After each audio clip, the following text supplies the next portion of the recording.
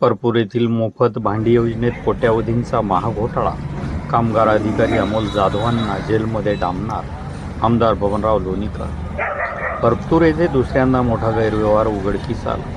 नोंदणी शुल्काच्या नावाखाली पैसे उकळणे, दलालांचा सहभाग, 100 ट्रक भांडी परस्पर विक्रीचा आरोप। जिल्हा कामगार अधिकारी अमोल जाधव यांच्यावर कारवाईची मागणी, आमदार बबनराव लोणीकर।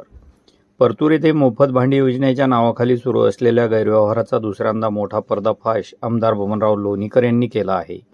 नोंदणी शुल्काच्या नावाखाली लाभार्थ्याकडून पावती न देता पैसे उकळणे, दलालांच्या माध्यमातून योजना राबवणे, जिल्हाभरात 100 ट्रक भांडे परस्पर विक्री करणे आणि शासकीय योजनांचा गैरवापर करून मोठ्या प्रमाणावर भ्रष्टाचार झाल्याचा आरोप त्यांनी केला।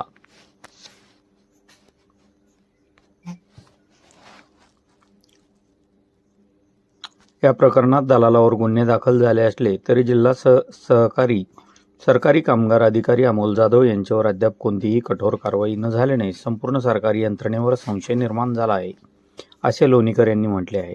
गैरव्यवहाराचे प्रमुख मुद्दे नोंदणी शुल्काच्या नावाखाली पावती न देता लाभार्थ्याकडून पैसे उकळणे, दलालांच्या माध्यमातून योजना राबवणे, जिल्ह्याभरात 100 ट्रक भांडे परस्पर विक्री करणे, बोगस लाभार्थ्यांच्या नावावर कोट्यावधीचा अपहार, अधिकृत पोर्टलवरून लाभ उचलल्यानंतर नावे हटवण्याचा संशय, दैठणा येथील बोगस लाभार्थी घोटाळा, सरपंच परीक्षदेचे जिल्हाध्यक्ष शत्रुघ्न कंशे यांच्या तक्रारीनुसार दैठणा येथे बोगस लाभार्थ्यांच्या नावावर तब्बल 13 लाख रुपयांचा अपहार झाल्याचा आरोप आहे।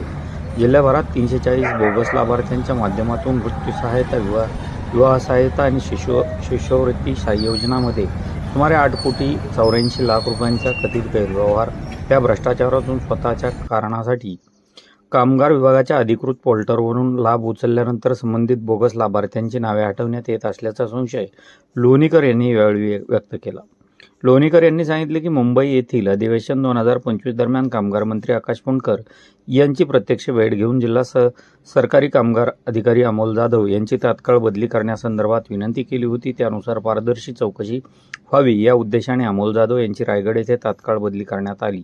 असे असले तरी एवढ्या मोठ्या गंभीर प्रकारात माफी नाही, अशी ठाम भूमिका त्यांनी मांडली। परतूर येथे रात्री सुमारे 12 वाजण्याच्या सुमारास MH12 UM 6258 क्रमांकाचा ट्रेलर पकडण्यात आला। ट्रेलरमध्ये तब्बल 1200 भांड्यांचे संच पेट्या आढळले।